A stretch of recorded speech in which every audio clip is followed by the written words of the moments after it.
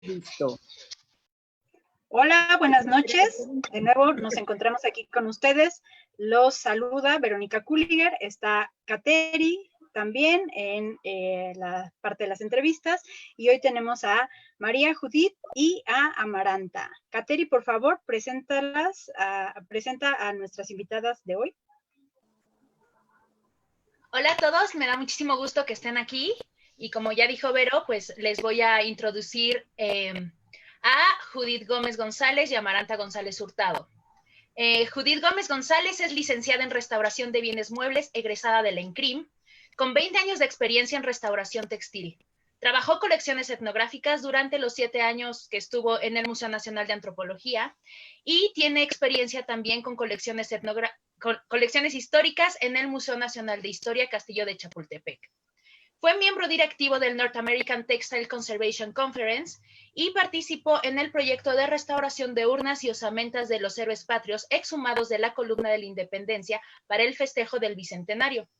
Fue subdirectora del área de restauración de bienes artísticos y culturales en Galería de Palacio Nacional de Presidencia de la República. Es socio fundador de Tarebox, primer marco hermético de conservación para bienes culturales. Actualmente funge como restaurador especialista de material textil arqueológico en el proyecto Fardo Mortuorio de Zimapán, Hidalgo, de la Coordinación Nacional de Conservación de Patrimonio Cultural del Instituto Nacional de Antropología e Historia. Así que, Judith, bienvenida, nos da muchísimo gusto que estés aquí. Muchas gracias. Por su parte, ella es licenciada en restauración también por la ENCRIM, es especialista en conservación arqueológica y maestra en historia del arte por la Facultad de Filosofía y Letras de la UNAM, enfocada en el estudio de arte prehispánico y los textiles y el calzado. Desde 2009 se desempeña como investigadora en el proyecto La Pintura Mural Prehispánica de México, adscrita al Instituto de Investigaciones Estéticas de la UNAM. Y ha trabajado como restauradora de diversos museos y sitios, entre los que cabe destacar el Museo Nacional de Antropología, el Laboratorio de Conservación Arqueológica de Patrimonio Orgánico de la Coordinación Nacional de Conservación de Patrimonio Cultural, también del INAH, y actualmente es profesora investigadora de la Facultad de Hábitat de la Universidad Autónoma de San Luis Potosí, en donde imparte el Seminario de Conservación y Restauración de Textiles. Amaranta, nos da mucho gusto también que estés aquí hoy. Bueno, a las dos, muchísimas gracias por aceptar la invitación para que nos puedan compartir sobre sus conocimientos de tejidos arqueológicos. Pero, ¿quieres empezar con la dinámica? Claro, sí, justamente, bueno, yo quiero preguntarle, vamos a entrar ya en materia, yo quiero preguntarle a Amaranta, que cuál es, Amaranta, tu historia de contacto con las piezas textiles arqueológicas que has intervenido. ¿Cómo comienza tu historia? Mi historia sí inicia cuando pasé por el seminario de textiles en la escuela. Tuve la suerte de que me tocara intervenir un textil arqueológico de procedencia desconocida que había aparecido en la Dirección de Estudios Arqueológicos del INAH dentro de una pequeña bolsita de papel craft y que no sabían a qué pertenecía, que probablemente provenía de alguna cueva, pero que no se sabía y ya se iba a ir a la basura. Entonces, ese fue mi primer inicio de contacto. Y cuando abrimos esa bolsita de papel craft apareció un textil de 1,10 m por 1,20 m que resultó tener técnicas totalmente novedosas para algunas de las zonas de Coahuila y con todos los colores del tejido perfectamente preservados. Entonces, desde ahí empezó mi enamoramiento por el patrimonio textil arqueológico. Y Amaranta, perdón, después de ese primer encuentro con ese objeto que seguramente muchas personas habrán pensado que ya no se iba a poder hacer nada por él y que tal vez era un vestigio que no se iba a poder restaurar. Después de eso, ¿cuáles otros tejidos arqueológicos has tú pues tenido el privilegio de trabajar? Bueno, he tenido la oportunidad de trabajar diversos textiles de la colección de la Cueva de la Candelaria en la Coordinación de Restauración, bueno, de Conservación y del Patrimonio Cultural, y también en el Museo Nacional de Antropología, donde se encuentra la otra sección de textiles que provienen tanto de la Cueva de Candelaria como de la Cueva de la Paila, ambas en Coahuila. Todos ellos son textiles previos a la conquista de los españoles, por tanto se consideran textiles arqueológicos. Oh, muy bien. Y bueno, ahora le quiero preguntar a Judith. Cuéntanos cómo o por qué llegaste a la conservación de tejidos arqueológicos.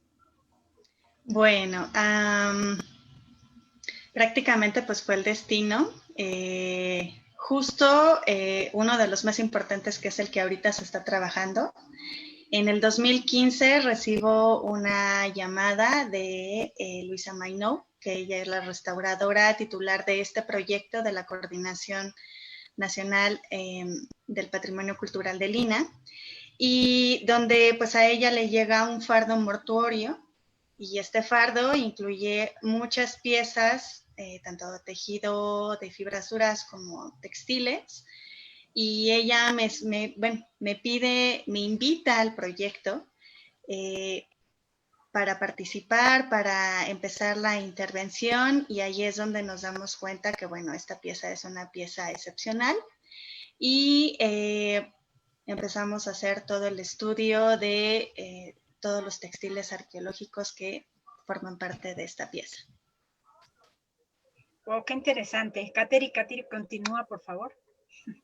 Yo quisiera, antes de que entremos realmente en materia de todo lo que implica trabajar un textil arqueológico para su conservación, quisiera saber si, ahí sí no sé quién quiera contestar primero, si nos podrían explicar, como a grandes rasgos para todos los que no están dentro del área de conservación, ¿qué entendemos por un textil arqueológico? ¿Qué particularidades tiene? ¿Dónde podemos encontrar textiles arqueológicos en México? Para más o menos entender en qué contextos, de qué contextos vienen y cómo es que hay que tratarlos, ¿no? No sé si Amaranta o Judith, ¿quién prefiere? ¿Amaranta? Perfecto. Sí. Bueno, primero que nada es importante tomar en consideración que muchas veces se confunde el término textil y se considera que solamente las fibras hiladas forman parte, o sea, que son hiladas y torcidas en cabos, son las que forman parte de los tejidos que se consideran textiles arqueológicos. Sin embargo, también existen todos aquellos tejidos que están armados a partir de fibras no trabajadas o fibras crudas, lo que serían la cestería, la cordelería, etcétera, etcétera. Entonces, para nosotros textil arqueológico abarca todo aquel material que pudo ser trabajado y entrelazado para formar una superficie, una tela, un tejido, un anudado, etc. Obviamente eso viene vinculado con todo lo que corresponde a la indumentaria, es decir, todo aquello que se pone desde la cabeza hasta los pies y que forma parte tanto de contextos funerarios como también de contextos, digamos, primarios arqueológicos en los cuales se han hallado restos o vestigios textiles que pueden haber llegado ahí por diversas razones y que es muy importante considerar que pueden provenir tanto de un contexto húmedo excesivo, lo que serían los textiles anegados, o bien de contextos extremadamente secos que permiten la preservación de este tipo de materiales orgánicos que son muy sensibles y muy delicados para su preservación. Judith, ¿tú quieres? Y bueno, sí, también es importante el que se entienda que, bueno, estamos hablando de materiales orgánicos. Entonces, realmente la conservación de este tipo de bienes, pues van a estar limitados a las condiciones que están alrededor de ellos. Entonces, su preservación durante tanto tiempo realmente va a depender de las condiciones que van a favorecer y que sobre todo se puedan encontrar en cuevas, en abrigos rocosos, en excavaciones, como lo comentó Amaranta, bajo unas condiciones de suelos que permitan toda esa preservación de estos textiles y de estas materias tan perennes, porque al paso del tiempo, bueno, lo orgánico siempre va a tender a deteriorarse muchísimo más rápido. Ok, muchas gracias por esta amplia introducción, bueno, reducida, pero abarcó bastante sobre qué es un tejido arqueológico. Ahora, Judith, me gustaría saber de las piezas que tú has intervenido para la conservación, ¿qué características presentan? ¿De qué están hechas? ¿Cuántos años de antigüedad tienen? ¿Cómo es el ambiente donde se conservaron? Ok, bueno, hablando de esta pieza que ya les comenté, se encontraba en un abrigo rocoso, se encontró en el estado de Hidalgo. La preservación que tiene este fardo es maravillosa. Se puede observar un grado muy alto de conservación. Esta pieza está formada por diferentes estratos. Hay materiales que están tejidos con fibras duras, como pueden ser los petates. En este caso hay presencia de petates. Tenemos tejidos hechos en algodón. Algunos, bueno, la mayoría están tejidos en telar de cintura. Tenemos otros tejidos que tienen fibra de agave. Y las dimensiones, las características, la decoración, la técnica de manufactura que tienen es espléndida.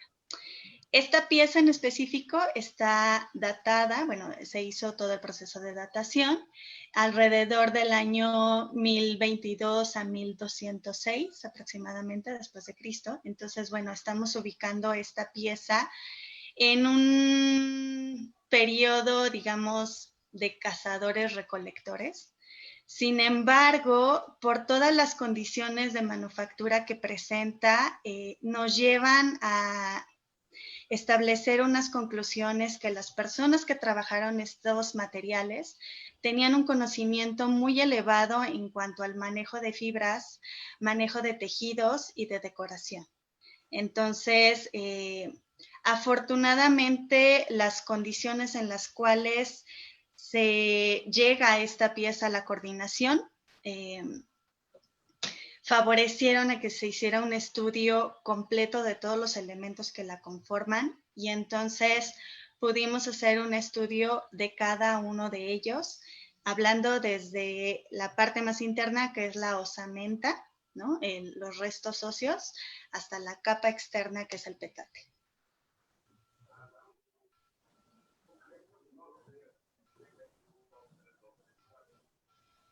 No sé si me escuchan. Sí. Bueno, sí, realmente me parece muy interesante el contexto en el que se encontró y ahorita vamos un poco a profundizar en ese tema.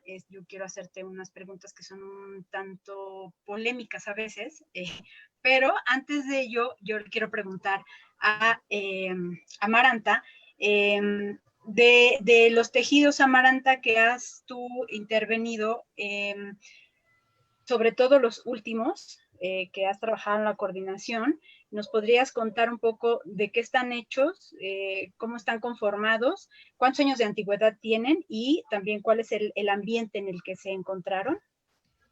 Bueno, en estas últimas intervenciones estuve justo trabajando piezas que provenían de dos colecciones. Una es la colección Frisel, que viene de la zona de la Mixteca. Es una colección de un particular que se dedicó a juntar todo el arte zapoteca que existiera y mixteca, y que entre otras características le llegaron algunos vestigios de calzado. Entonces, como en realidad yo estaba trabajando calzado para mi tesis de maestría, estudiando todo lo que son las tecnologías y los modelos, bueno, y las diferentes tipologías formales, me llamó Gloria Marta Sánchez, la encargada del Laboratorio de Conservación, para apoyarla con este proyecto, y estuvimos interviniendo estas sandalias que provienen de fibras agaváceas.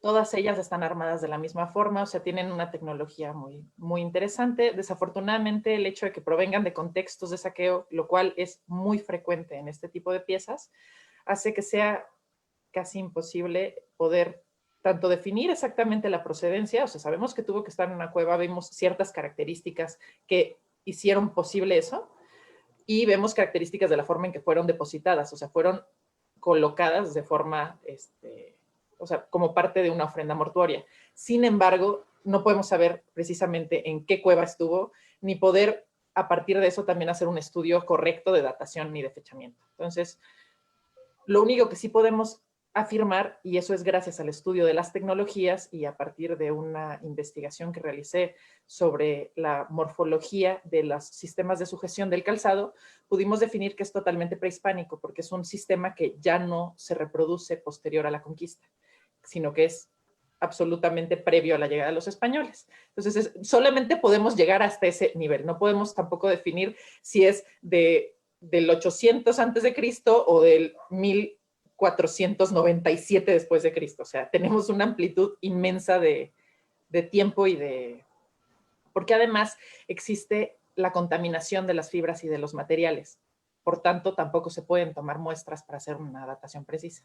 Entonces, bueno, por un lado estuvo esa colección, la colección de calzado Frisel, que es de Oaxaca, y por otro lado estuvimos trabajando lo que son toda la colección más amplia de textiles que ha aparecido en México o en el territorio nacional, arqueológicos, proceden de la Cueva de la Candelaria, donde aparecieron en los años 50.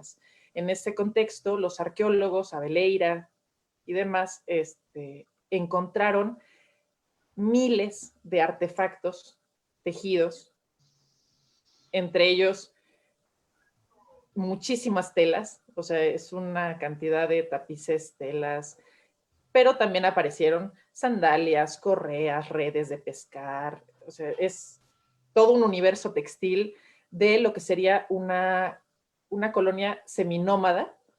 En realidad estaba bastante instalada, si no, no hubieran podido llegar a ese nivel de desarrollo textil ni a esas tecnologías. Entonces, claramente, ellos estaban muy ubicados, es la región lagunera de Coahuila, de donde proviene la leche la laguna. Siempre es importante para poder referir a la gente y que se ubique así dentro de Coahuila, la zona lagunera es donde está la zona de las cuevas. De entre las cuevas aparecieron, o sea, en varias de las cuevas fueron apareciendo desde inicios de siglo, hubo investigadores norteamericanos que estuvieron encontrando textiles en otras cuevas de la parte más norte de Coahuila. Entonces hay muchísimos textiles mexicanos que se encuentran en museos norteamericanos y que proceden de estas cuevas.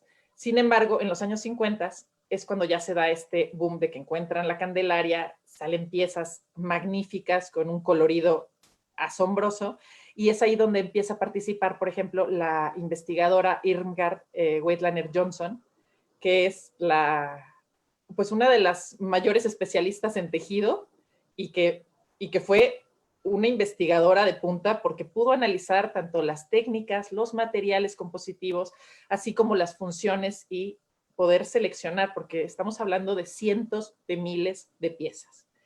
De estas piezas, al momento de salir, se separaron en diversas colecciones. Entonces, las piezas más importantes se trasladaron al Museo Nacional de México, se encuentran en antropología, y buena parte de las piezas se quedaron en lo que es la escuela preparatoria de la ciudad, y, o sea, en Torreón, la Venustiano Carranza, que se encuentra en Torreón, y se colocaron en un museo de sitio para que la gente de la comunidad pudiera ver las piezas. Entonces, estas piezas hace algunos años, hace no más de un par de décadas, se mudan a lo que es el Museo Regional de la Laguna de Lina y empieza todo su tratamiento.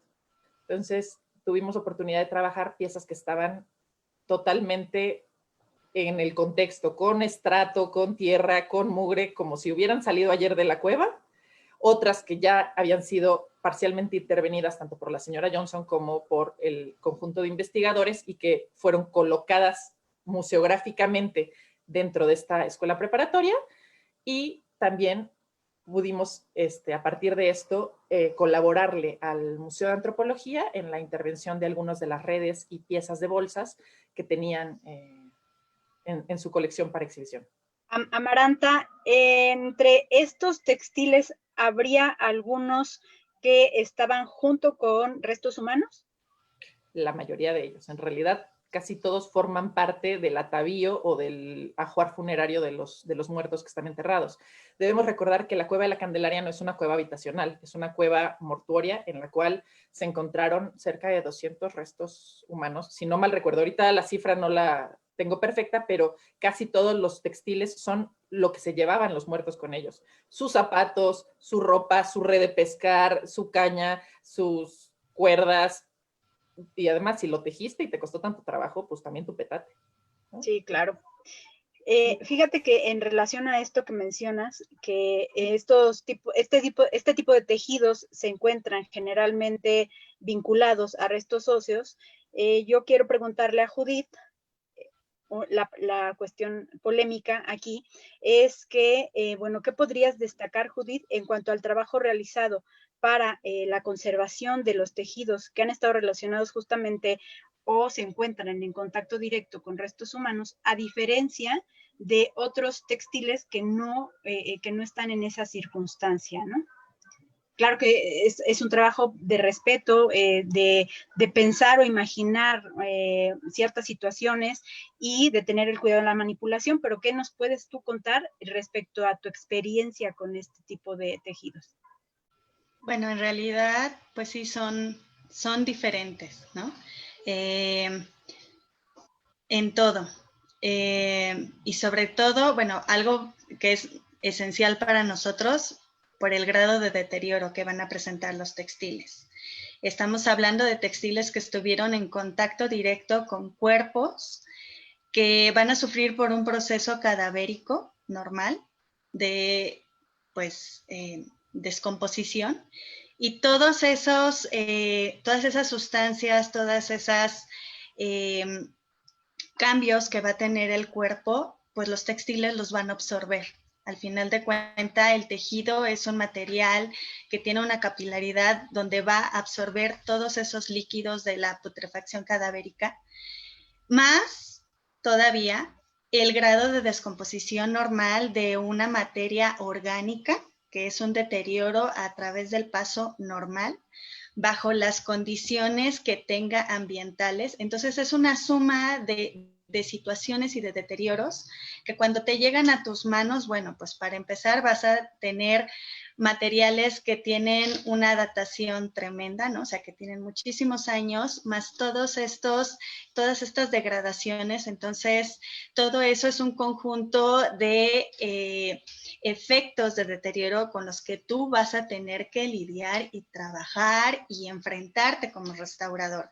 Entonces, bajo esas condiciones, la forma en cómo uno se desenvuelve ante ellos, pues para empezar es de mucho respeto, ¿no? Precisamente por todo el tiempo que ya tienen, más la situación que son de contextos funerarios, ¿no? Entonces, yo creo que aquí es una mezcla tanto de lo tangible como con lo intangible, ¿no? Porque no nada más es trabajar un textil por trabajarlo, sino también todo lo que involucra la situación, el rito, el por qué está colocado en ese lugar. Entonces, y además, como tú lo mencionaste, tenemos que pensar pues primeramente en nuestra salud, porque estamos ante materiales que están sumamente contaminados. Entonces, bueno, tenemos que pensar en nuestra salud, en buscar un protocolo o una metodología que siempre va a tratar de pues buscar esa estabilidad de la pieza. Entonces, bueno, es un acercamiento muy interesante que pues va a depender de la situación de cada pieza, ¿no? De cada textil. Cada uno se trata diferente. Aquí no hay, digamos, algo ya establecido. Y pues también depende mucho pensar qué va a pasar el después con esa pieza, ¿no? Si es una pieza que se va a museo, si se va a una colección a resguardo en una bodega, si la tienen pensada para una exposición, si va a regresar a la comunidad o no, ¿no? Entonces, todo eso se involucra en el establecer cuál va a ser nuestra intervención, cuál va a ser nuestro trabajo en ese textil. Es súper interesante lo que nos están aquí exponiendo las dos. Kateri, yo quiero cederte la palabra. Bueno, me parece súper interesante eso que nos platicas, Judith, porque de repente se nos olvida, ¿no? Que estamos tratando con individuos, ¿no? Personas que estaban vivas y que todo los fardos mortuorios y todo esto viene de un contexto que tiene que ver con lo cultural, ¿no? Y que hay que ser sumamente respetuosos cuando uno se acerca a conservar este tipo de patrimonio, ¿no?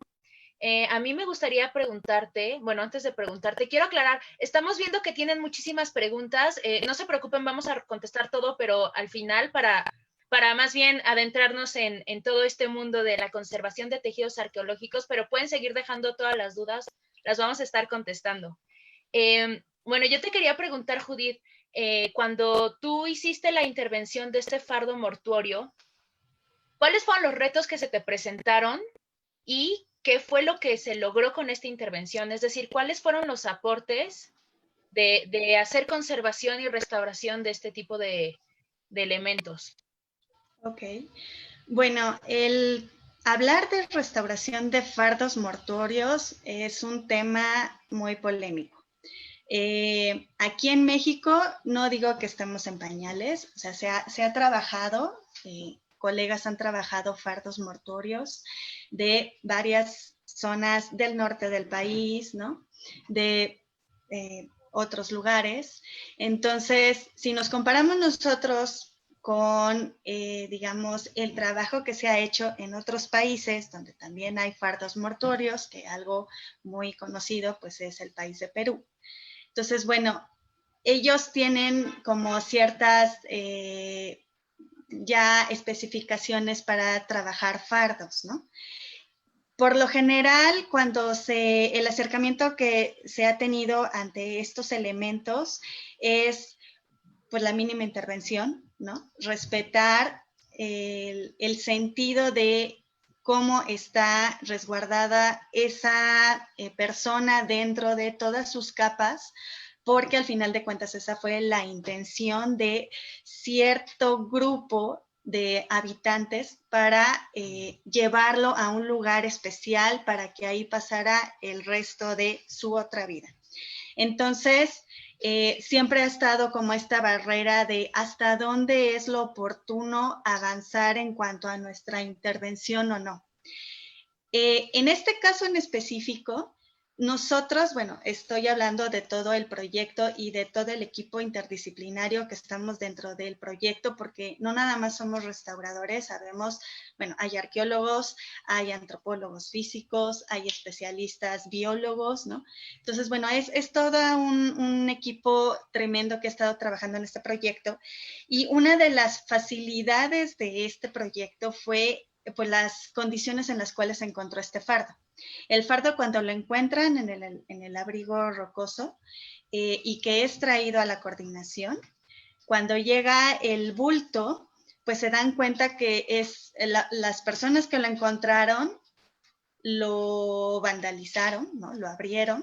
De un lado le metieron un instrumento punzocortante, yo me imagino que era como un cuchillo, un machete, para abrir este bulto, meter las manos y buscar algo de, no sé, un objeto valioso, no sé, en fin.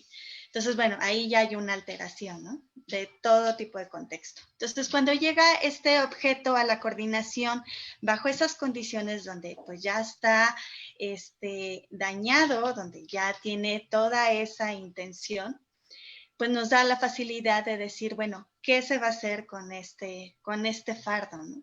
Y una de las decisiones fue, pues, aprovechar el que ya estaba deteriorado de esa manera para entonces hacer una conservación de de todo el fardo en general. Abrir el fardo para hacer un análisis y un estudio de absolutamente todo lo que contenga en el interior.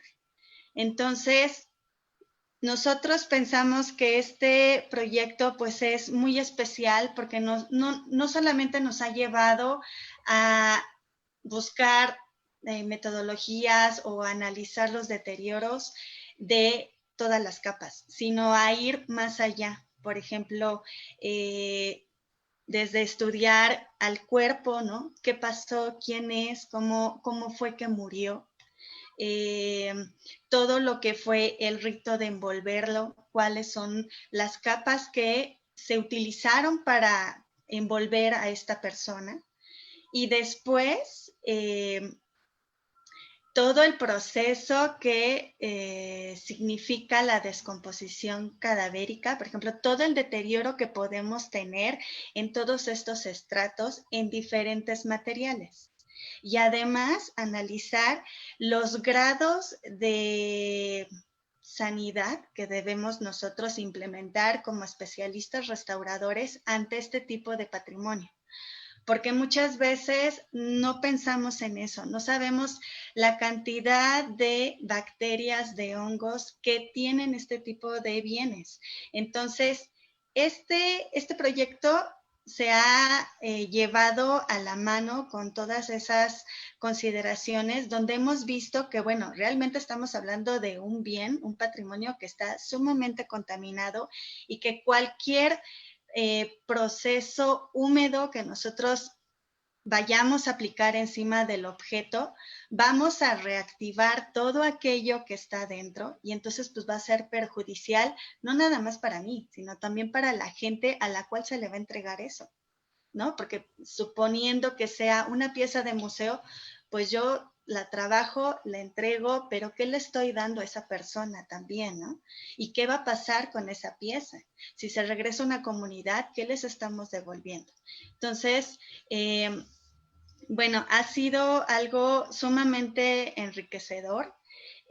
Las decisiones que hemos tomado en cuanto a conservación de todas las capas, bueno, han sido también consideradas desde muchos aspectos.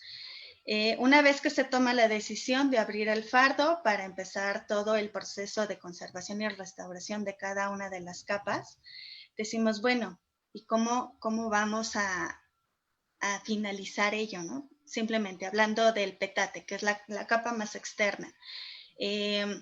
Al momento que vemos el bulto desde el primer acercamiento, pues vemos que el petate está por debajo del bulto, por encima del bulto. ¿Qué vamos a hacer? Pues lo vamos a retirar, ¿no? Lo vamos a trabajar, se va a intervenir, pero ¿qué va a pasar con todos esos fragmentos? Teníamos alrededor de 56 fragmentos y qué va a pasar con cada uno de ellos.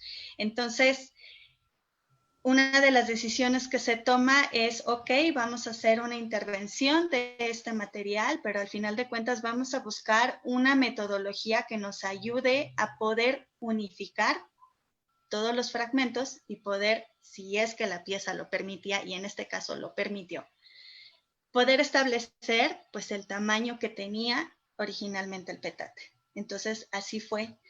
Todas estas consideraciones obviamente se tomaron porque la pieza nos lo permitió. Pudimos hacer la reubicación de cada uno de los fragmentos y pudimos hacer toda la reconstrucción de ese material, ¿no? Es un trabajo súper interesante y sumamente complejo, me imagino.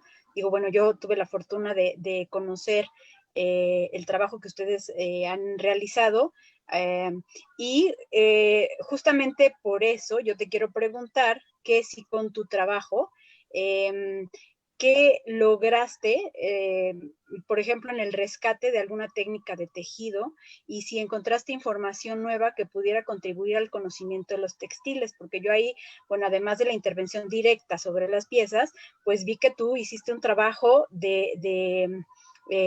pues de reconstrucción, ¿no?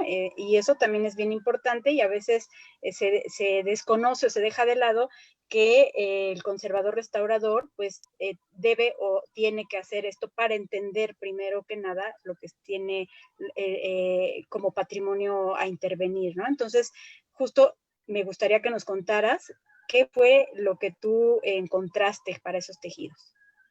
Bueno, pues hablando del petate, fue una reconstrucción muy importante porque fue desde entender cómo fue hecho originalmente esa pieza. Entonces, para yo poder hacer esta reconstrucción, se decidió hacer un retejido y para ello, pues yo tuve que analizar todos los fragmentos y ver cuál era la técnica, cómo se tenían que entrelazar las fibras nuevas que yo iba a colocar, siguiendo la técnica de manufactura original del petate para poder reconstruir. Entonces, algo que nos dimos cuenta es que, bueno, si bien el petate no tiene ninguna decoración de color, sí tiene una decoración en cuanto a sus cambios de tejido.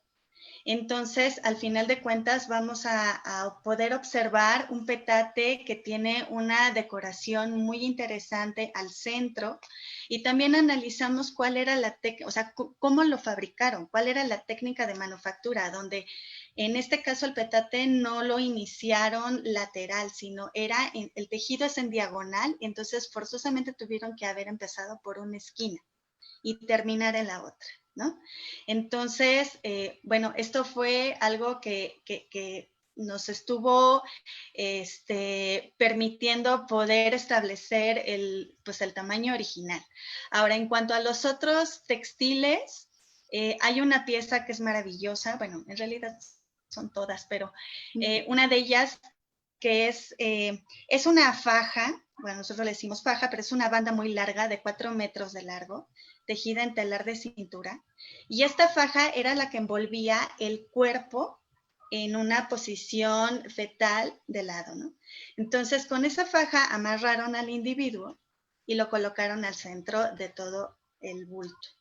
Esta faja, una de sus puntas nada más está trabajada, tiene aproximadamente 27 centímetros trabajado, pero es una técnica que se hace en el telar, pero visualmente pareciera un tejido muy similar a los rapacejos de los rebozos. Entonces tiene una terminación de red, pareciera red, pero todo es entrecruzar las urdimbres con las tramas. Aquí es lo que se llama una técnica de trama discontinua, donde en realidad es un anudado de las urdimbres, pero aún en el telar. Entonces, esta técnica tuvimos que recrearla y hasta volver a hacerla en el telar para poderla entender, porque es una técnica maravillosa y el poder tener un fragmento con todas estas características y con toda esta información, bueno, pues es bastante enriquecedor. Ahora bien, sumado a eso, una vez que el cuerpo fue amarrado con esta faja, después fue envuelto en un lienzo muy grande. Estamos hablando de un lienzo de 125 centímetros por... no es cierto, perdón, es de 148 centímetros por 240, o sea, tiene 2.40 metros de largo. Entonces, esto pues fueron unos lienzos, está formado por 3 lienzos y pues es un manto muy grande, es una mortaja en la cual depositaron el cuerpo y después lo envolvieron, amarraron el cuerpo y después lo envolvieron en petate. Esta última pieza que yo les explico es la parte ahorita final que estamos en el proyecto. Es un proyecto que empezó desde el 2015 y que desde entonces hemos estado trabajando, conservando, investigando. Y esta mortaja es un textil sumamente rico en cuanto a decoración. Tiene una decoración increíble, geométrica, que no se ve a simple vista, sino que más bien todo el diseño está hecho o sea, es monócromo, no hay una diferencia en cuanto a color, pero todo el manejo de la manufactura y de ese diseño tan sofisticado que tiene, pues sí nos habla de que las personas que lo tejieron tenían un conocimiento pleno en cuanto a técnicas de tejido y de elaboración de textiles, considerando también pues el tiempo que se llevaron para fabricarlo, ¿no? Hacer un textil tan largo, ¿cuánto tiempo les llevó? Y si consideramos que esta pieza está relacionada con grupos, pues cazadores-recolectores, entonces estamos viendo que pues tienen un manejo del arte textil tremendo y que además, pues considerando que pues si fueron grupos, no, bueno, nómadas o seminómadas, pues también ver sus tiempos de producción, ¿no? En realidad, de dónde provenían todos esos materiales, quién les enseñó todas estas técnicas, porque en realidad vemos una riqueza en cuanto a los diseños y a las formas que dices, bueno, todo este conocimiento de dónde vino, ¿no? ¿Quién se los enseñó? Claro. Claro, qué interesante. Esperamos con ansias la siguiente publicación para poder ver y apreciar esta tela que nos estás tú describiendo, porque bueno, ya hay algunas publicaciones también respecto a otros elementos del fardo mortuorio. Las vamos a ir subiendo a esta plataforma para que la gente pueda también saber de qué estamos hablando. Y bueno, ahora quiero preguntarle en ese mismo sentido a Amaranta, además de los tratamientos de conservación-restauración, que bueno, este no es el lugar como para hablar de qué tratamientos y qué se hace y cómo se hace, pero sí para mencionar la importancia que tiene todo lo que no necesariamente es el trabajo directo, ¿no? Sino la investigación. En ese sentido, te quiero preguntar, ¿cuánto tiempo te llevó la intervención de los últimos tejidos que trabajaste junto con el resto del equipo en la Coordinación Nacional de Conservación? Y con esta intervención, ¿qué también se logra en cuanto al entendimiento para el resto de los mortales que a lo mejor pudiéramos no dedicarnos a la conservación de textiles? ¿Cuál es la aportación, Amaranta? Bueno, en realidad este último proyecto, un segundo, perdón, que vivimos en un... El ruido de la calle se nos mezcla, perdón. Normal. Bueno, en realidad el proyecto del trabajo de las piezas de la Cueva de la Candelaria lo lleva la doctora Gloria Marta Sánchez desde hace más de 5 años en la Coordinación de Conservación, y es un proyecto en el cual se han trabajado decenas de piezas anualmente.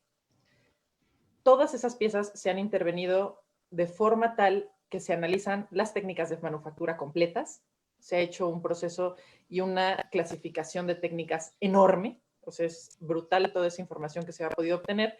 No nada más es la preservación, sino también el poder entender estas piezas como parte de un contexto, entender cuáles son las características, cuáles son los materiales constitutivos. Entonces se ha podido hacer una identificación, un análisis de materiales, lo cual ha permitido en primera instancia identificar el uso que han dado todos estos, que daban todas estas colonias y grupos seminómadas de los materiales que tenían en la región. Entonces tenemos un uso de lechuguillas, de gobernadora, de un buen de colorantes que nosotros, por ejemplo, cuando yo estudié, o sea, cuando me dediqué al análisis de colorantes prehispánicos, yo no había trabajado colorantes que regionalmente sí se utilizaron, por ejemplo, en Candelaria, y que provienen de procesos de oxígeno, de oxidorreducción, y que tienen que ver con una observación del ambiente y del clima, y de saber cuándo agarrar a la planta exactamente para que suelte el color. Realmente creo que eso es lo más enriquecedor que ha habido dentro de este estudio. La última pieza que trabajé fue una red que mide aproximadamente 2 metros por 1,60. Es una red de pescar que está con un técnico, es una técnica específica de anudado de red, pero sin nudos, entonces es continua. Entonces, por ejemplo, el poder hacer las reproducciones que hicimos de técnica nos permitieron identificar en qué sentido se hacían las cosas, o sea, de dónde a dónde tenían que ir tejiendo, cómo se tenían que haber colgado de ciertos elementos, porque si no, no hay forma de seguir el tejido en ese orden. Entonces también puedes ir identificando hasta el contexto en el cual tejían las personas.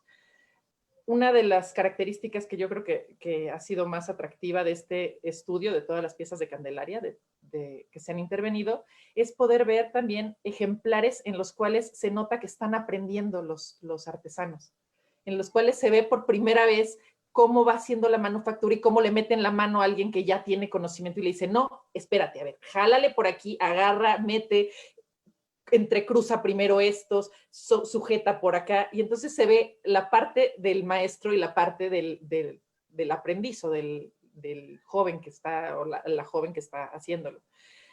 También, por ejemplo, toda la parte que se ha implementado ahí, que es lo que trabajamos mucho, fue la parte de arqueología experimental, ver cuánto tiempo nos tomaba a nosotros el poder reproducir a partir de una penca de agave, de lechuguilla, cuánto nos tomaba coserlo, pudrirlo, golpearlo, machacarlo, sacar las fibras, hacerlas a mano, lograr el grosor exacto y el número de torsiones.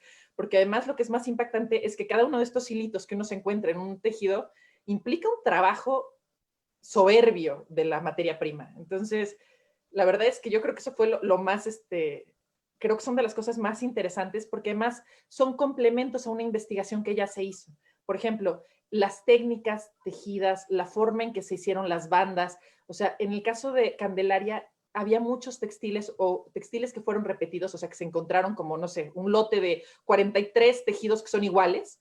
La maestra Johnson tuvo la oportunidad de definir exactamente cuál era la técnica de manufactura, pero en textiles que son menos conocidos había técnicas que no habían sido tan analizadas. Entonces eso nos ha permitido complementar esta investigación tan profunda de técnicas y también hacer la identificación más precisa de algunos materiales que no se habían identificado, como la inclusión de plumas, cosas que realmente no se habían visto y que sí están ahí presentes, ¿no? Y que todavía las podemos encontrar. Yo bueno, nada más quisiera complementar algo porque de lo que mencionaba Judith hace ratito respecto a que tenemos que ser muy analíticos con los materiales, respetuosos, pero también actuar de forma precautoria con nosotros mismos. Yo sí te diría, una forma de identificar un textil arqueológico es que usualmente huele horrible. ¿Por qué huele feo? Digo, suena broma, pero en realidad es muy importante. ¿Qué significa estar oliendo eso? Estamos oliendo un cúmulo de bacterias, de hongos o de materia orgánica descompuesta que puede causar repercusiones en nuestra salud. Entonces, es súper importante, uno, la forma en que nos aproximamos a ello, hacer la desinfestación, hacer la desinfección, hacer la eliminación puntual o global de materias en descomposición, que además siguen perjudicando al textil, pero que además también tienen una repercusión directa hasta en la apreciación de las piezas, porque si algo vemos es que el textil arqueológico hoy en día es más apreciado. Gracias a algunos estudios, a algunas personas que lo han sabido valorar y darle su lugar, se reconoce. Sin embargo, durante muchos años el textil era, ya apareció un textil, tíralo, se va a echar a perder, se va a romper. Entonces, era lo menos importante. Y como dice Judith, por ejemplo, la mayoría de las piezas de Candelaria aparecen rajadas, rotas o cortadas, porque lo importante era ver qué había dentro. No sé si había una búsqueda del tesoro, como dices, no sé si lo que quieren es encontrarse el oro. Realmente, sí. O sea, estamos hablando como de una desvalorización del material arqueológico, así como de, bueno, pues que el textil, tíralo. ¿No? Así es, Amaranta. Esto me parece muy importante recalcarlo, que hay una revalorización de este tipo de objetos, de materiales, y que cada vez más hay personas interesadas en el estudio, el conocimiento y también en la conservación, ¿no? De todas estas piezas. Y lo que mencionas es crucial, esta parte de tener mucho cuidado con el acercamiento a este tipo de objetos, es importantísimo para nuestra salud. También decirle a la gente que nos está viendo, que nos están escuchando, que la intervención de un textil para su preservación en trabajos de conservación no solo implica, como mucha gente pudiera imaginarse, este aspecto de lo lavamos, lo cosemos y lo planchamos, ¿verdad? Porque de repente eso se piensa que es la conservación de textiles y no, porque incluso pues muchos ni siquiera deben lavarse, otros no deben plancharse, otros no se cosen, ¿no? Entonces va mucho más allá que solamente estas acciones y sobre todo entender que el patrimonio textil no solamente es lo que nos pone de moda, ¿no? El patrimonio textil no solamente es lo que actualmente están haciendo los pueblos originarios, no solamente es lo que tenemos en museos y con colecciones históricas o militares. El patrimonio textil abarca una inmensidad y no solamente es lo antiguo, sino también lo moderno que los artistas actuales también están generando y pues que en un futuro vamos a tener que conservar de esta manera, ¿no? Entonces, gracias por tu participación. Ahora, bueno, yo le voy a pasar la voz a Kateri para que haga la última pregunta para Judith y después vamos a ver justamente todas estas, los comentarios que nos están mandando quienes nos están viendo. Bueno, yo quería saber si en el trabajo que has hecho con todo esto que son los tejidos arqueológicos, como esto es más como para la gente que nos está escuchando ahorita y que no se dedica a la conservación, ¿no?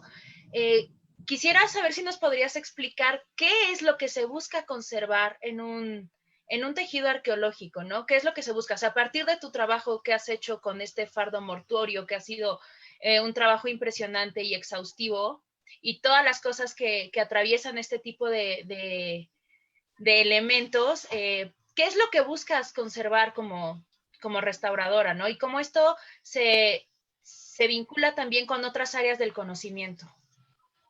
Bueno, pues lo que buscamos conservar prácticamente son los vestigios de las culturas antiguas. Entonces, a través de estos materiales podemos analizar y podemos estudiar los pueblos antiguos, los pueblos arqueológicos. De ahí viene toda una serie de ideas o de conceptos desde algo como sociedades, ¿no? O sea, desde quiénes fueron los pobladores, por qué llevaron esos cuerpos a las cuevas, cuál era la intención de llevarlo ahí, hasta la parte material, que son las técnicas de manufactura. Entonces, como restauradora, yo creo que siempre tratas de buscar lo que explicaba, ese balance entre lo tangible y lo intangible. En este caso, pues buscamos conservar un bien cultural que tiene intrínseco un momento y una esencia ritual, ¿no? Una esencia, si quieres, un tanto mística, ¿no? Porque estamos hablando de una persona que falleció, que se le hizo un rito mortuorio y que fue colocado dentro de un espacio determinado. Pero a su vez, todo lo que implica que lo está envolviendo, porque toda esa materialidad puede ser que te ayude a analizar o a establecer hipótesis de quién fue esa persona. ¿Realmente fue alguien importante o no? ¿Bajo qué términos, no? En este caso, sí te puedo decir que hemos nosotros hecho miles de preguntas, miles de hipótesis de quién pudo haber sido esta persona. Por toda la riqueza que vemos, bueno, pensamos y ojalá pudiera ser, ¿no? Que sea alguien con cierto rango o cierto estatus, no sé, todavía estamos en esa parte de investigación, pero todo esto te ayuda a conservar y a preservar esos vestigios que quedan, pues, de los pueblos antiguos y que además, pues, no nada más es el estudio de los espacios arquitectónicos o de patrimonio de cerámica o de lítica, que todo eso pues se preserva y se preserva bien, pero acá estamos hablando de material completamente orgánico desde el cuerpo mismo, ¿no? Desde los restos óseos hasta lo último que lo está tocando, ¿no? Entonces es muy importante conservar estos bienes, estos bultos, estos textiles arqueológicos, porque además, si bien nos pueden ayudar a entender hasta el porqué de las manufacturas actuales, ¿no? De los grupos indígenas, y hasta reconocer el por qué ya no se siguen utilizando esas técnicas o que sean técnicas perdidas, ¿no? Y a lo mejor hasta ayudar a la gente de la comunidad, si es que, bueno, en este caso estamos trabajando con la comunidad de Zimapán, que es de donde es el fardo, hasta a lo mejor a ellos ayudarlos a que recuperen esas técnicas, ¿no? De tejido, con los tejedores, con las personas que hacen los hilos, ¿no? Los teñidos, en fin, no sé. Entonces, eso en realidad es la intención de la preservación y la conservación de los textiles arqueológicos, recuperar todo aquello que se puede haber perdido o no, porque no digo que todo se ha perdido, ¿no? Ahí todavía hay textiles ahora maravillosos etnográficos y vemos una riqueza tremenda que se ve perfectamente en la parte arqueológica como en la parte actual, ¿no? Pero eso es recuperar todo ese rico conocimiento que se transmitía de madre a hija y que se iba siguiendo generación por generación. Entonces, recuperar eso es bastante enriquecedor para nuestro patrimonio. Claro. Bueno, vamos a seguir con las preguntas, Kateri. Sí, es que estoy viendo que tenemos varias preguntas. Estoy aquí checándolas. Nos preguntan específicamente si podríamos hablar un poco sobre, supongo que esta pregunta es para Amaranta, sobre si hay alguna vinculación, que yo me imagino que sí, entre las técnicas que se han encontrado en textiles prehispánicos con las técnicas que actualmente se hacen en los pueblos indígenas. En realidad sí podemos ver una derivación de algunas de las técnicas, algunas que subsisten de forma continua y que no se han perdido, como el uso del telar de cintura, que a Dios gracias se sigue utilizando en gran parte del país. Sin embargo, existen particularidades o algunas técnicas que se han abandonado por la complejidad que representa su factura y porque también ha habido un cambio social y antropológico en las comunidades. Entonces, no podemos pedirle a la señora que se dedique a hacer eso y además le dé comer al niño, pero también prepare y vaya a vender comida. O sea, se ha cambiado un poco la especialización, digamos, el tiempo que se le puede dedicar al textil. Entonces, existen comunidades donde esto no ha sucedido, se ha mantenido muy bien, y hay comunidades en las cuales en realidad sí se ha perdido bastante de la información. Sin embargo, creo que en todos lados podemos todavía encontrar como huellas de estas técnicas antiguas bastante claramente.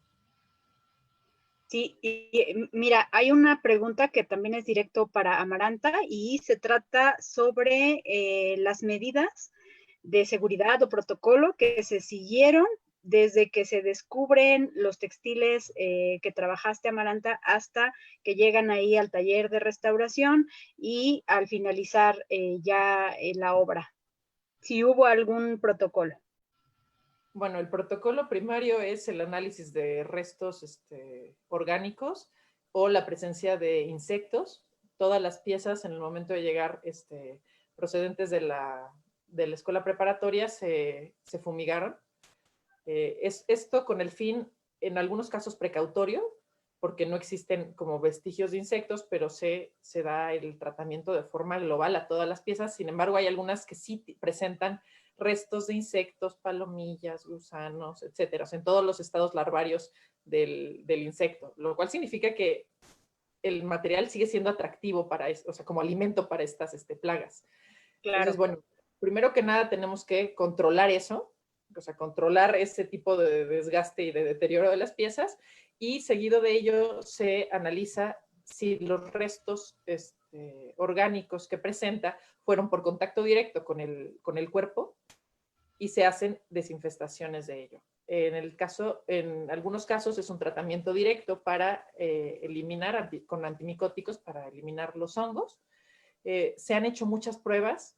Desafortunadamente, bueno, nosotros vemos como con gran ilusión, bueno, con gran, vemos la asertividad de las propuestas que realizó el grupo de Luisa y Judith para el uso de la quitina también como antimicrobiano.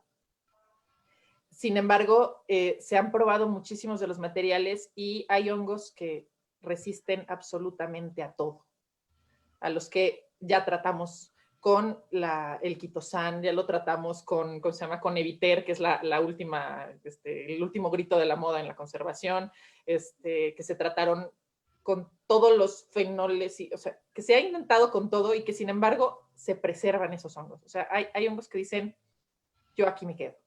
Entonces, nosotros hemos tenido que luchar con eso. ¿Por qué? Porque son cepas antiguas que se pueden reactivar, o sea, con que queden esporas y las condiciones de humedad cambien violentamente en nuestro taller, se pueden activar estas esporas y volver a producir colonias de hongos. Entonces, todo eso hay que tratarlo.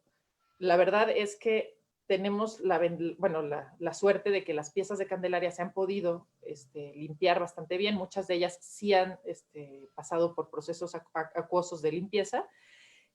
En ellos también lleva una desinfección y las condiciones a donde regresan, que es el Museo Regional de la Laguna, son condiciones súper estables y secas. Entonces, no va a haber problemas problemas a la distancia. Sin embargo, sí es súper importante que eso sea lo prioritario, el revisar la pieza y el analizarla. Cada pieza es única, cada una de ellas tiene un tipo de deterioro distinto.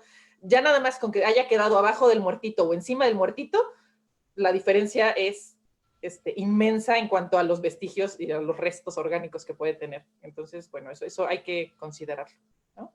Muchas gracias. Sí, es importantísimo saber esto y pues conocer también que efectivamente hay un proceso, un procedimiento, ¿no? Muy específico en cuanto a los tratamientos, que aquí no vamos a hablar de ellos, pero que sí se sepa que hay toda una metodología de trabajo, ¿no? Que no nada más ya llegó la pieza y hagamos abrir aquí, ver por allá, no, o sea, hay todo un seguimiento, ¿no? Nada Y más, rapidísimo, sí, así, acotando eso, que para la gente que no es restauradora también tienen que saber, o sea, los textiles arqueológicos son extremadamente frágiles, por lo cual su tratamiento no es así como de, ay, llegó y agarré el raid matabichos y se lo eché encima. No, no. O sea, sí es bien importante que eso se contemple, o sea, implica un conocimiento, un estudio y además pruebas. O sea, no nada más llegamos y decimos, como le ha servido a todos los demás, me lo friego. No, hay que hacerle pruebas específicas a cada textil para ver que efectivamente sea lo adecuado y no le vayas a causar mayor daño, ¿no? Entonces, así eso es. es importante. Así es, y respecto a eso, bueno, tenemos otra pregunta que dice que, bueno, les gustaría saber el proceso de manera resumida de justamente la eliminación de microorganismos del fardo y que además si ese aroma es característico, que si se detecta en todos los textiles arqueológicos que se han trabajado o solo o los que están asociados a ritos mortuorios. Aquí yo voy a hacer primero un comentario que tiene que ver con el describir todos los procesos. No vamos a describir aquí cuáles son los procesos, cómo se hicieron, para qué se hicieron, porque, bueno, eso, como dijo Amaranta, depende de cada objeto y pues es un tema ya muy específico del área de conservación, ¿no? El actuar del restaurador. En cuanto a los olores, ahorita le voy a pasar la estafeta a Judith, solo quiero mencionarles que no solamente los textiles arqueológicos tienen un olor característico desagradable, vamos a decirlo así, sino también muchos otros textiles que no han estado en contacto con restos humanos, que no han estado en contextos mortuorios, pero que son textiles antiguos y que también fueron usados y que muchos de ellos ni siquiera se lavaron. Entonces tenemos textiles históricos usados en la vida cotidiana que tienen manchas de sudor, tienen otro tipo de manchas que no sabemos cuál sea su origen. Puede ser de algo provocado por la misma persona que los usó o puede ser algo externo que le haya caído. Tenemos también otros textiles militares, litúrgicos y demás y pues cada uno tiene olores característicos. Desafortunadamente no todos tienen esta peculiaridad de decir, bueno, huele delicioso como si estuviera nuevo, no, la mayoría tiene un olor desagradable, aunque estén limpios, ¿no? Aunque estén limpios, hay muchos que no huelen nada bien. Y bueno, ahora sí, le paso la voz a Judith para que nos mencione lo ¿Los último olores? antes de ir a las preguntas finales. Bueno, pues en cuanto a los olores, digo, ya lo dijiste, sí, estamos hablando que la percepción que tú tienes al momento de estar trabajando o simplemente acercarte a ellos es muy fuerte, sí es muy desagradable. Y yo más que nada diría que, pues es que son muchos años los que estás ahí trabajando, oliendo, tocando, en fin, ¿no? Entonces, bien específicamente el fardo, bueno, pues imagínate, no nada más es ahora sí que la antigüedad, sino la putrefacción. Y bueno, y un dato adicional es que la persona que estuvo envuelta en ese fardo, pues murió de una hemorragia profusa. Entonces hay una cantidad de sangre impregnada en los textiles tremenda, ¿no? Y bueno, si están interesados en eso, pues los invito a que vean las publicaciones que hemos hecho como proyecto, como equipo. Ahorita tenemos 3 publicaciones ya que hablan sobre el fardo, vienen otras más. Entonces, pues a los interesados, con gusto, se les contesta lo que quieran. Claro. Yo quisiera preguntarles, aprovechando ahorita que Judith nos menciona sobre las publicaciones que tienen, si nos podrían indicar, tanto Judith como Amaranta, alguna bibliografía para que la gente se pueda acercar a leer sus trabajos, y también si tienen alguna red de contacto para poder saber más de ustedes, no sé si LinkedIn o Academia o su correo, no sé, lo que ustedes crean que es pertinente para que la gente pueda contactarlas y conocer su trabajo. No sé, Judith, ¿empiezas tú? Sí, bueno, si quieren contactarme directamente a mí, bueno, pues me pueden hacerlo a mi correo. ¿Doy mi correo? Sí. Ok, mjudithgomez@gmail.com. Tenemos 3 publicaciones. Una de ellas fue del Congreso del North American Textile Conservation Conference, que eso fue en el 2007, cuando se hizo el congreso aquí en México. Entonces, ahí están las memorias. Esa vez hablamos precisamente sobre el fardo, del petate y la faja. También tenemos otro que está en la revista de la ENCRIM sobre el foro académico. Presentamos el trabajo del petate, también todo el proceso de conservación y restauración. Tenemos otro artículo publicado en el Boletín Sociedad Geológica de México que habla sobre la arqueometría aplicada a la conservación de textiles arqueológicos, también bueno, en este caso fue del petate y de la mortaja. Y bueno, pues ya, si ellos gustan contactarnos, con todo gusto. Amaranta, ¿algo más que agregar?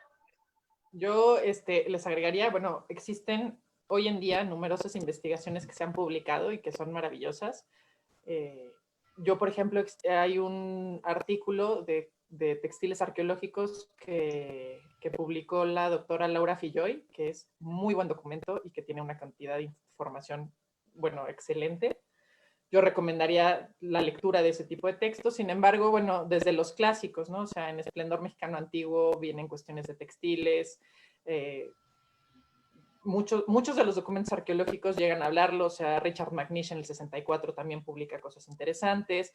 Desde Thompson, o sea, los hallazgos de los textiles carbonizados en el cenote de Chichén Itzá, a principios de siglo, y más adelante en los 80s, las publicaciones que hace Gabriela García Lascurain sobre su intervención. O sea, creo que hay una enorme bibliografía a la que pueden acudir si están interesados en los textiles. También es importante aclarar que nosotros hoy presentamos temas casualmente de abrigos rocosos en Oaxaca, en Hidalgo, ¿cómo se llama? En Coahuila, o sea, me refiero a ese tipo de ambiente seco. Sin embargo, también existen todas las piezas textiles que han aparecido en Templo Mayor, las que han aparecido en Chiapas, en Yucatán, etcétera, etcétera. Entonces creo que hay como una amplitud de textiles arqueológicos que pueden estudiar en documentos. Yo, la mayoría de mis publicaciones se encuentra en Academia y en ResearchGate.net, en caso de que estén interesados en revisar cosas. Lo que pasa es que también tengo que aclarar que la mayoría de mis publicaciones no están, o sea, las actuales sí ya van en función de los textiles, pero gran parte de mi corpus de publicaciones va más bien en sentido de la pintura mural prehispánica, que es a lo que me he dedicado durante tantos años. Entonces, bueno, ya ahora sí ya estoy mezclando pintura, moda y, ¿cómo se llama? Y textiles. Pero Excelente, pero bueno. excelente. ¿Cómo? Excelente, excelente, Amaranta. Eso está perfecto. Qué bueno que haya más información sobre la investigación de textiles. Y esta plática está riquísima, pero les tengo una noticia desafortunada. Ya estamos pasados de tiempo. Claro que hay que comentar que iniciamos un poquito tarde por tener algunas fallas en la conexión. Sin embargo, pues ya llegamos al final de esta plática muy enriquecedora, y a mí solo me queda agradecerles a todos, y le paso para dar el adiós de este día a Kateri. Gracias.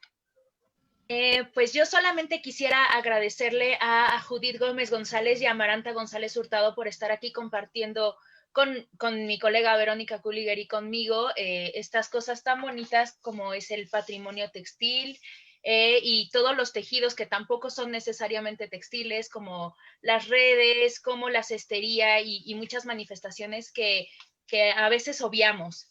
Y antes de que nos vayamos, me gustaría agradecer a Roberto González, que ha estado todo el tiempo apoyándonos con el soporte técnico y que además vamos a tener el gusto de tenerlo en alguna de las próximas pláticas, por si quieren saber quién está detrás de todo esto.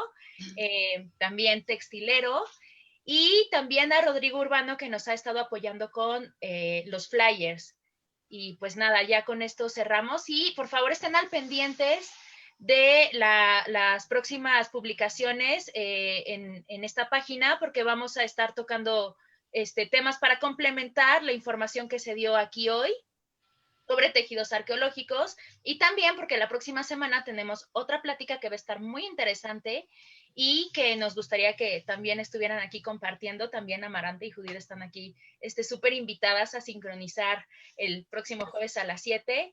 Y bueno, invitarlos también a que sigan nuestro perfil de Instagram, que es @textiles.indumentaria, donde también estamos poniendo información referente a todo esto. Y pues nada, estoy muy contenta de haber estado compartiendo aquí con ustedes. Gracias. Gracias. Gracias por la invitación. Bye.